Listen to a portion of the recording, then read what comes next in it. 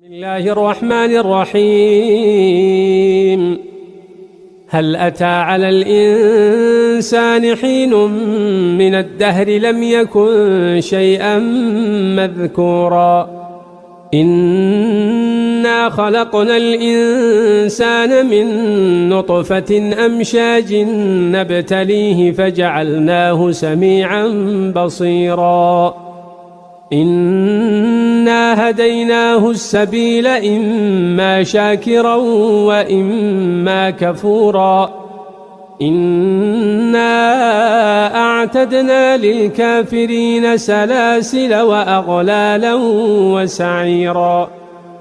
إن الأبرار يشربون من كأس